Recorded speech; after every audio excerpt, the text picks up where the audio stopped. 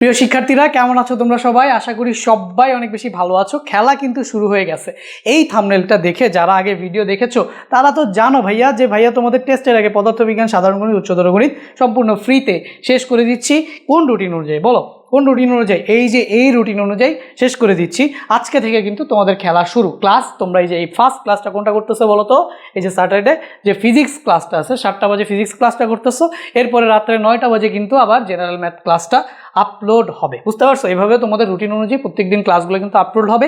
টেস্টের আগে সিলেবাস শেষ করে ফেলবো। তো যারা জানো তারা তো চলে আসছো, ক্লাস করতেছো। যারা জানো না বন্ধুদের সাথে কিন্তু শেয়ার করবা, ভিডিওতে একটা লাইক করবা অ্যান্ড প্রত্যেক দিন ভিডিওটা শুরু করার সাথে সাথে বলবা ভাইয়া উপস্থিত, এই কমেন্টটা সবাই করবা। ঠিক আছে? কমেন্ট তো একটা করতেই হবে। দেখো এই কোর্সে যত বেশি রিচ থাকবে আমার কিন্তু এনার্জি, দেখছো আজকে এনার্জি লেভেলটা ফার্স্ট ক্লাসে, যত বেশি রিচ, যত বেশি তোমাদের লাইক, ফলোয়ার অ্যান্ড পার্টিসিপেশন থাকবে, তত বেশি এনার্জি নিয়ে ভাইয়া কিন্তু এই কোর্সটা আগাবো। একদম গ্যারান্টি দিচ্ছি যে 95+ মার্ক পাওয়ার জন্য যা কিছু করার দরকার তোমার আমি সেটাই করব। ঠিক আছে? একদম। এই যে 3টা সাবজেক্ট, কোন 3টা সাবজেক্ট ভাইয়া? এই যে পদার্থবিজ্ঞান, সাধারণ গণিত, উচ্চতর গণিত, এই যে 3টা সাবজেক্ট ফ্রিতে একদম 100-এ 100, 95+ মার্ক সবাই পাও যারা আমার ইনস্ট্রাকশন ফলো করবা। সো ভাইয়া লাইক শেয়ার কিন্তু মাস্ট। প্রথমে ভিডিওটা ক্লিক করে একটা লাইক এবং কমেন্ট ভাইয়া উপস্থিত, শেষ আর কিচ্ছু না। এরপরে ক্লাসের ইনস্ট্রাকশন ফলো করো। দেখো আজকে আমরা শুরু করতেছি অধ্যায় 1 দিয়ে। অধ্যায় 1 ভৌত রাশি ও তাদের পরিমাপ। ঠিক আছে? তো অধ্যায় অ্যানালাইসিসটা আমরা করে নিই। এই অধ্যায় ভাই কিছুই নাই। দেখো একটা টাইপের ম্যাথ আছে, সৃজনশীল আসে, একটা মাত্র সৃজনশীল আসতে পারে, যদি আসে একটা সৃজনশীল আসবে। তো সেই সৃজনশীল কোন দুইটা টপিক থেকে আসে? দেখো পরিমাপের যন্ত্রপাতি। দেখো টপিক দুইটা আমি তোমাদের বলি। এই যে দেখো টপিক দুইটা হচ্ছে কি, এই যে দেখো প্রথম টপিক হচ্ছে এই যে পরিমাপের যন্ত্রপাতি। পরিমাপের যন্ত্রপাতি থেকে আসে। তো এই পরিমাপের যন্ত্রপাতির মধ্যে দুইটা আছে, একটা হচ্ছে স্ক্রু গজ আর হচ্ছে ভার্নিয়ার স্কেল। আর হচ্ছে কি বলতো, পরিমাপের ত্রুটি ও হচ্ছে নির্ভুলতা। এই পরিমাপের ত্রুটি ও নির্ভুলতা থেকে আসে হচ্ছে কি আমাদের দুইটা টাইপ হইতে পারে, একটা হচ্ছে আপেক্ষিক ত্রুটি এবং হচ্ছে চূড়ান্ত ত্রুটি। মূলত টাইপ হচ্ছে কি এই যে এখানে দুইটা, 4টা টাইপের ম্যাথ সৃজনশীল কভার। তো আমরা সৃজনশীল টাইপ ওয়াইজ কিন্তু করবো। সব কিছু কীভাবে করবো? Type wise. এখন দেখো বহু নির্বাচনী যদি এই চ্যাপ্টার থেকে আসে, সর্বোচ্চ 2 থেকে 4টা বহু নির্বাচনী আসবে। তো বহু নির্বাচনীর জন্য দেখো বিজ্ঞানীদের অবদান একটা টপিক আছে, সেই টপিক থেকে আসে। রাশি ও তাদের পরিমাপ, এটা থেকে আসে। পরিমাপের একক থেকে আসে। তারপর হচ্ছে উপসর্গ বা গুণিতক থেকে আসে। মাত্রা থেকে আসে। পরিমাপের যন্ত্রপাতি, যেমন হচ্ছে এই যে পরিমাপের যন্ত্রপাতি দুইটা জিনিস আছে, একটা হচ্ছে গিয়ে বেসিক আর একটা হচ্ছে গিয়ে ম্যাথ। দেখো ম্যাথ কিন্তু এই যে ম্যাথগুলো যখন আমরা করব তখনই কভার হয়ে যাবে, আর বেসিক আমরা যখন বেসিক ক্লাস করব তখন কভার হয়ে যাবে। আর দেখো সংক্ষিপ্ত প্রশ্ন থেকে কি আসতে পারে? সংক্ষিপ্ত প্রশ্নে সর্বোচ্চ 2 মার্কের একটা ম্যাথ আসবে। যদি ম্যাথ আসে, সেই ম্যাথ আমরা কোথায় করে ফেলবো বলো? এই সৃজনশীলের জন্য যখন আমরা ম্যাথ টাইপ ওয়াইজ করব তখন শর্ট কোয়েশ্চেনের জন্য কিভাবে ম্যাথ আসবে সেটাও করে ফেলবো। বুঝছো? তাহলে ম্যাথ ও সৃজনশীল প্রশ্ন টাইপ থেকে আসতে পারে। আর এই যে খ রিলেটেড প্রশ্ন, বুঝতে পারছো, খতে যে প্রশ্নগুলো আসা সম্ভব, তো এইগুলো আমরা কি করব বলো তো? সৃজনশীল যখন প্র্যাকটিস করব, বা আমি তোমাদের এই যে মানে এই যে দেখো সংক্ষিপ্ত প্রশ্ন সর্বোচ্চ একটা, 2টা কখন দিবে না, বুঝছো না? যেহেতু 7টা কোয়েশ্চেন দিবে, 5টা অ্যান্সার করতে হবে, সর্বোচ্চ একটা আসবে। ওই একটা আমরা এই যে যখন তোমাদের এই যে ম্যাথ যদি আসে, তো ম্যাথ কই থেকে আসবে ভাই? এই যে এখান থেকে আসবে। এই যে এই সৃজনশীল যদি সৃজনশীলের টাইপগুলো যখন করাবো তখন এই সংক্ষিপ্ত প্রশ্নের ম্যাথ আসলে যাতে পারো সেটাও করায় দিব, কোনো সমস্যা নাই। আর এখানে খ রিলেটেড প্রশ্ন ভাইয়া তোমাদের দিয়ে দিব, ভাইয়া তোমাদের বুঝাই দিব। ঠিক আছে? কোনো টেনশন নেই। তো এখন আমরা শুরু করবো কোনটা দিয়ে বলো? কোন সেকশনটা দিয়ে ভাইয়া শুরু করবেন? কোন সেকশনটা দিয়ে ভাইয়া? এই যে এই সেকশনটা দিয়ে ভাইয়া শুরু করব। এই সেকশনটা দিয়ে ভাইয়া শুরু করব। এই সেকশনটা কি বলো তো? এই সেকশনটা হচ্ছে বহু নির্বাচনী সেকশন। এখন তুমি তো জানো বহু নির্বাচনী পারতে হলে কি পারতে হয় ভাই? বেসিক পারতে হয়। এই যে তাহলে আমরা এইখানে যে টার্গেটটা করব, সেখানে আমরা প্রত্যেকটা টপিক ধরবো, টপিক বুঝবো এবং সেই টপিকের উপর যতগুলো এমসিকিউ সম্ভব সবগুলো এমসিকিউ করব। তো টপিক বুঝতে বুঝতে কিন্তু আমাদের ক নম্বরের প্রিপারেশন হয়ে যাবে। অ্যান্ড অনেক ক্ষেত্রে খ নাম্বারের প্রিপারেশন হয়ে যাবে। কিভাবে ভাইয়া? টপিক বুঝতে বুঝতে, মানে টপিক বুঝে এমসিকিউ করবো না। ফার্স্ট টাইপটা কি?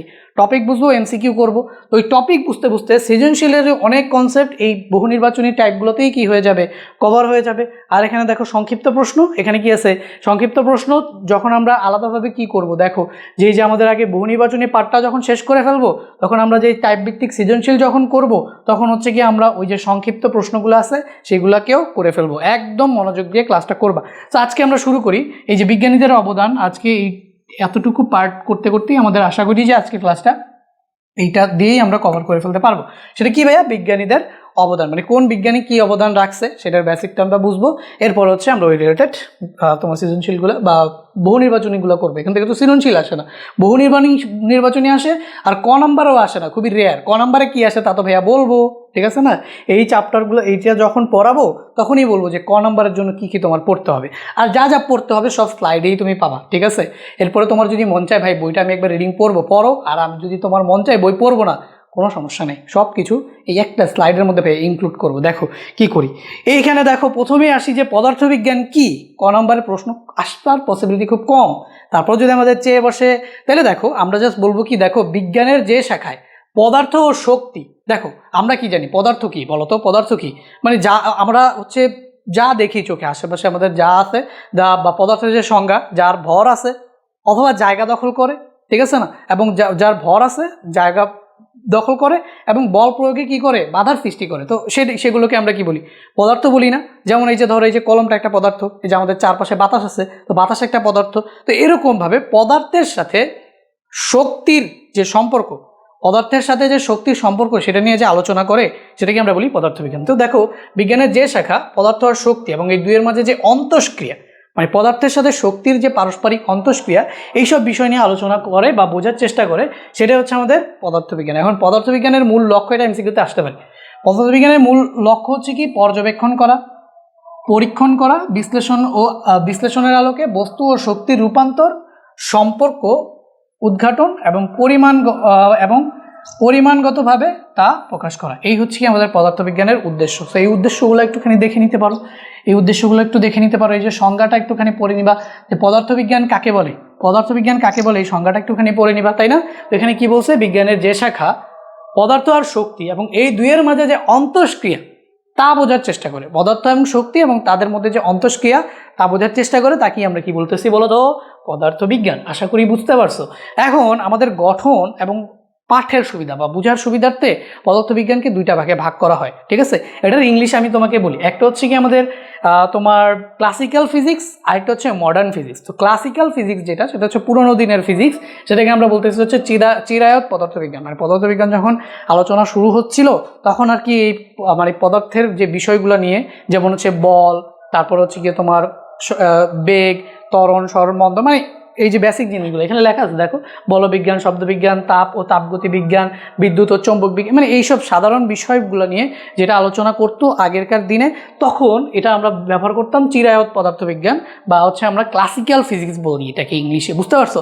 এরপরে দেখো ক্লাসিক্যাল ফিজিক্সে আমরা কি করলাম ভাইয়া, এই যে আমরা এখানে বলবিজ্ঞান, শব্দবিজ্ঞান, তাপ এবং তাপগতি বিজ্ঞান, বিদ্যুৎ ও চৌম্বক বিজ্ঞান, এইসব নিয়ে আলোচনা করছি। বলবিজ্ঞানে বল নিয়ে আলোচনা করছি, শব্দবিজ্ঞানের শব্দ নিয়ে আলোচনা করছি, তাপ এবং তাপগতি বিজ্ঞানে তাপ নিয়ে আলোচনা হয়েছে, তাই না? বিদ্যুৎ ও চৌম্বক বিজ্ঞানে কি বিদ্যুৎ নিয়ে আলোচনা হয়েছে, আমরা বিদ্যুৎ ব্যবহার করি। এই যে সব কিছু কি দিয়ে চলতেছে, বিদ্যুৎ দিয়েই তো চলতেছে। তো এই বিদ্যুৎ নিয়ে যখন আমরা আলোচনা করতেছি, এইগুলা কোথায় করা হইতো? এইগুলা এই পার্টটাকে আমরা চিরায়ত পদার্থবিজ্ঞান বা ক্লাসিক্যাল ফিজিক্সে ভাগ করতে পারি।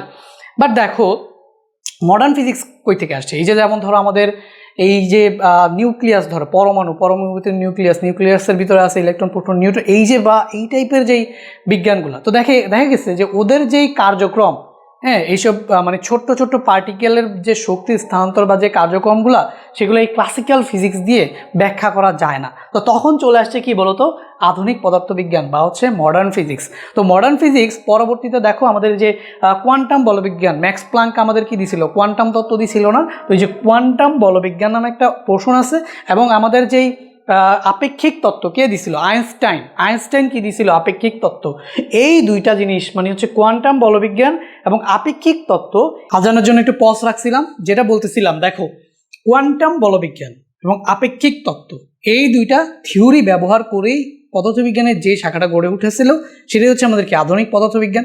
এখন আধুনিক পদার্থবিজ্ঞানে আসলে কোন কোন বিষয়গুলো নিয়ে আলোচনা করা হয়, বা আধুনিক পদার্থবিজ্ঞানের গঠন যে হয়েছে কি কি নিয়ে গঠিত হয়েছে, দেখো তো এই যে সেগুলো হচ্ছে আমাদের পারমাণবিক পদার্থবিজ্ঞান, নিউক্লিয় পদার্থবিজ্ঞান, কঠিন অবস্থার পদার্থবিজ্ঞান এবং কণা পদার্থবিজ্ঞান। বুঝতেই পারতেছো, পারমাণবিক পদার্থবিজ্ঞান পরমাণু নিয়ে কাজ, এটা নিউক্লিয় পদার্থবিজ্ঞান নিউক্লিয়াস নিয়ে কাজ, কঠিন অবস্থার পদার্থবিজ্ঞান কঠিন পদার্থগুলো নিয়ে এটার কাজ, এবং হচ্ছে কণা পদার্থবিজ্ঞান পার্টিকেল ফিজিক্স বলে এটাকে, ঠিক আছে? তো বিভিন্ন পার্টিকেল নিয়ে এটার কাজ। এই ছিল আমাদের পদার্থবিজ্ঞানের টাইপ। এবার আমরা চলে যাই দেখো পদার্থবিজ্ঞানের ক্রম বিকাশ। বিভিন্ন সময় বিভিন্ন বিজ্ঞানীরা এই পদার্থবিজ্ঞানকে আস্তে আস্তে আস্তে আস্তে কি করেছে, মডিফাই করেছে। তো এটা কি আমরা বলতে পারি কি বলতো, পদার্থবিজ্ঞানের ক্রম বিকাশ। তো এখানে যেটা দেখতে পাচ্ছ আমি প্রত্যেকটা বিজ্ঞানীর নামের সাথে তাদের সময়কাল, কোন সময় যাবত তারা ছিল, তো সেই সময়কাল প্লাস হচ্ছে তাদের অবদানগুলো লিখে রাখছি। তো আজকে এটাই হচ্ছে আমাদের আলোচনার বিষয়। তো চলো কিছু কিছু জিনিস আমি তোমাদের বলে দেই অ্যান্ড কিছু কিছু জিনিস বুঝায় দেই। এরপর হচ্ছে এই রিলেটেড যতগুলো এমসিকিউ আছে কয়েকটা এমসিকিউ সলভ করে দেই। তোমাদের কাজ হচ্ছে স্লাইডটা ডাউনলোড করে এই স্লাইডের মধ্যে যা ইনফরমেশন আছে, যারা মুখস্থ আছে তারা তো মুখস্থ করবা, আর করার দরকার নেই, জাস্ট একবার রিডিং করবা যে এক্সট্রা কিছু দিছি কিনা। আর যাদের মুখস্থ নাই এটারে ভালো মতো পড়ে ফেলবা। এখান থেকে একটা এমসিকিউ চলে আসে, কিন্তু একটা এমসিকিউ পাবা, ধরো একটা এমসিকিউ ডেফিনেটলি পাবা কোনো না কোনো পড়ে। তো ভালো মতো এটাকে ডাউনলোড করে তোমরা সবার আগে এটাকে পড়ে ফেলবা, পড়ে যে এমসিকিউগুলো আছে সেটা আমি সলভ করে দিচ্ছি। এরপরে তোমাদের গাইড অথবা টেস্ট পেপার যার কাছে যেটাই আছে সেইটাকে খুলে যতগুলো এমসিকিউ আছে ওইখান থেকে সবগুলো সলভ করে ফেলবা। দেখবা এখান থেকে এই স্লাইডগুলো পড়ে সব পারতেছো, ঠিক আছে? যদি না পারো তাহলে এসে কমেন্ট করো যে ভাইয়া এই স্লাইডটা পড়ছি কিন্তু এই একটা ইনফরমেশন বোর্ডে আসছে, এই একটা প্রশ্ন বোর্ডে আসছে কিন্তু এখানে পাইনি। তো এটা হওয়ার পসিবিলিটিস খুবই কম, তুমি জাস্ট এখান থেকে পড়ে নিও, হবে না, ঠিক আছে? এখান থেকে পড়লেই দেখবা বোর্ডে যা আসছে সব তুমি কভার হয়ে যাবে। এখানে দেখো পদার্থবিজ্ঞানের ক্রম বিকাশ, এই যে দেখো খ্রিস্টপূর্ব 625 থেকে 212 খ্রিস্টাব্দ পর্যন্ত সময়কে পদার্থবিজ্ঞানের প্রাচীনকাল বলা হয়। বুঝতে পারছো? তো এই যে কখনকে প্রাচীনকাল বলা হইতেছে, এই যে খ্রিস্টপূর্ব 625 থেকে 212। কেন এটা খ্রিস্টপূর্ব মানে কি? আমাদের যে এই যে আমরা এখন 2025 সাল গণনা করতেছি, এটা হচ্ছে যীশু খ্রিস্টের জন্মের পর থেকে সালটা গণনা করা হয়েছে। আমাদের যীশু খ্রিস্ট আছে না, মানে যে যারা হচ্ছে খ্রিস্টানদের যীশু খ্রিস্ট, তো এই যীশু খ্রিস্টের জন্মের পর থেকে সালটা গণনা করা হয়েছে। তো যীশু খ্রিস্টের জন্মের আগের সালগুলোকে বলা হচ্ছে খ্রিস্টপূর্ব। তো খ্রিস্টপূর্ব 625 থেকে যে খ্রিস্টাব্দ পর্যন্ত যদি সামনে আসি তাহলে এই যে বেশি থেকে কমবে, এই যে 212 খ্রিস্টাব্দ পর্যন্ত এই সময়টাকে আমরা কি বলতেছি? প্রাচীনকাল বলতেছি, ঠিক আছে? তো পদার্থবিজ্ঞানের ইতিহাসকে আমরা কয়েকটা পর্বে ভাগ করে বর্ণনা করতে পারি। তো এই প্রথম পর্ব হচ্ছে আমাদের আদি পর্ব। তো আদি পর্বে যে সকল বিজ্ঞানীরা অবদান ছিল সেটা হচ্ছে গ্রিক, ভারতবর্ষ, চীন এবং মুসলিম সভ্যতার অবদান। তো সেই গ্রিক, ভারতবর্ষ, চীন এবং মুসলিম সভ্যতার কিছু বিজ্ঞানীদের নাম এখানে দেওয়া আছে। প্রথমেই আমরা আসি থেলিসটা কিন্তু অনেক বেশি গুরুত্বপূর্ণ একটা কথার জন্য। দেখো এই যে থেলিস সূর্যগ্রহণ সম্পর্কিত ভবিষ্যদ্বাণী করেছিল, মানে সূর্যগ্রহণ যে হয় সেটা সম্পর্কিত যে ভবিষ্যদ্বাণী করেছিল সেটার জন্য থেলিস অনেক বেশি বিখ্যাত ছিল, ঠিক আছে? এরপরে আর কি কাজ করছে দেখো, তিনি লোডস্টোনের চৌম্বক ধর্ম সম্পর্কেও জানতেন। এরপরে দেখো তিনিই প্রথম কার্যকারণ এবং যুক্তি ছাড়া শুধু ধর্ম, অতীন্দ্রিয় এবং পৌরাণিক কাহিনীভিত্তিক ব্যাখ্যা গ্রহণ করতে অস্বীকার করেছে। আগে মানুষ কি করতো বলো? আগে মানুষ হচ্ছে এই যে যুক্তি ছাড়া ধর্মর থেকে যদি অন্ধবিশ্বাস করে জিনিসপাতিগুলোকে ব্যবহার করে, মানে বিশ্বাস করে নিত এবং সেই অনুযায়ী চলতো। তো এই যে আমাদের থেলিস, সে সর্বপ্রথম বলছে যে এই যে কোনো যুক্তি ছাড়া, ঠিক আছে, এই যে তিনিই প্রথম কার্যকারণ, মানে কেন একটা ঘটনা ঘটতেছে, কার্যকারণ এবং যুক্তি ছাড়া শুধু ধর্ম, অতীন্দ্রিয় এবং পৌরাণিক কাহিনীভিত্তিক ব্যাখ্যা গ্রহণ করতে অস্বীকার করেছিল। বুঝতে পারছো? যে এই যে পৌরাণিক কাহিনীভিত্তিক এবং মানে শুধু ধর্ম এবং হচ্ছে কার্যকারণ ছাড়া, মানে কেন ঘটনা ঘটতেছে এগুলা ছাড়াই সে মানে কোনো একটা বৈজ্ঞানিক ধারণা বা কারণ ছাড়া কোনো তথ্য সে বিশ্বাস করতে অস্বীকার করেছিল। বুঝতে পারছো? এই যে দেখো তিনিই প্রথম কার্যকারণ এবং যুক্তি ছাড়া শুধু ধর্ম, অতীন্দ্রিয় এবং পৌরাণিক কাহিনীভিত্তিক ব্যাখ্যা গ্রহণ করতে অস্বীকার করেছিল। এরপর আমরা যদি দেখি পিথাগোরাস, তো পিথাগোরাসের কথা কে না জানে বলো? এখনো পর্যন্ত আমাদের জ্যামিতি পিথাগোরাস ছাড়া চলে না, আমাদের গণিতে পিথাগোরাসের নাম খুবই স্মরণীয়। দেখো বিজ্ঞানের ইতিহাসে একটি স্মরণীয় নাম হচ্ছে পিথাগোরাস। জ্যামিতি এবং কম্পমান তারের উপর তার মৌলিক কাজ ছিল, মানে জ্যামিতির উপর তো তার কাজ আমরা জানি, জ্যামিতি পিথাগোরাসের উপপাদ্য আমরা এটা ছাড়া জ্যামিতি কল্পনাই করি না। আমাদের প্রত্যেকটা সময় কোথাও না কোথাও পিথাগোরাসের উপপাদ্য ব্যবহার হচ্ছে। তো এই জ্যামিতিতে এবং হচ্ছে যে কম্পমান তার আছে না, ওই তার কিভাবে কম্পিত হচ্ছে এবং ওই রিলেটেড যে পড়াশোনাগুলো বা যে ওই রিলেটেড পড়াশোনাগুলো যখন তোমরা ইন্টারে গিয়ে করবা, তো সেইটার পিছনে অবদান রাখছে আমাদেরকে পিথাগোরাস। এবার দেখো অ্যারিস্টটল, সেই সময়কার সবচেয়ে বড় দার্শনিক এবং বিজ্ঞানী অ্যারিস্টটল মাটি, পানি, বাতাস, আগুন দিয়ে সবকিছু তৈরি হওয়ার মতবাদটি অনেক বেশি গ্রহণযোগ্য ছিল। অ্যারিস্টটল বলছে যে এই যে অ্যারিস্টটল কি ছিল? সবচেয়ে বড় দার্শনিক ছিল। দার্শনিক কি? যারা হচ্ছে দর্শন করত, ঠিক আছে? দর্শন করতে বলতে অবজার্ভ করতো, মানে কোনো একটা কিছু দেখতো। আগে আগে শুরু হয় কোথা থেকে বলো? দেখা থেকে। দেখা থেকে ওটা চিন্তা হয়, চিন্তা থেকে পরে কি আসে? আবিষ্কার আসে। সো উনি সব কিছু হচ্ছে তখনকার দার্শনিক ছিল আর কি, ভাবতো কোনো একটা কিছু দেখে যে এটার কারণ খুঁজতো, বুঝছো? তো এরকম দার্শনিকদের এটাই কাজ ছিল। তো দেখো এই যে মাটি, পানি, বাতাস, আগুন, এগুলা দিয়ে যে সব কিছু তৈরি হয়েছে, এই মতবাদটি দিয়েছিল অ্যারিস্টটল, এবং অনেকে সেটা কি করেছিল? গ্রহণও করেছিল। এবার আসি আমরা ডেমোক্রিটাস। তো খ্রিস্টের জন্মের 400 বছর আগে গ্রিক দার্শনিক ডেমোক্রিটাস, তাহলে ডেমোক্রিটাস কোন দেশের ছিল? গ্রিক দার্শনিক ছিল, ঠিক আছে? সো গ্রিক দার্শনিক ডেমোক্রিটাস পরমাণুর প্রাথমিক ধারণা দেন, অনেক ইম্পর্টেন্ট একটা। পরমাণুর একদম প্রথম দিকে পরমাণুর ধারণা কে দেয় বলো? ডেমোক্রিটাস, ঠিক আছে? একদম শুরুর দিকে পরমাণুর ধারণা দেয় কে?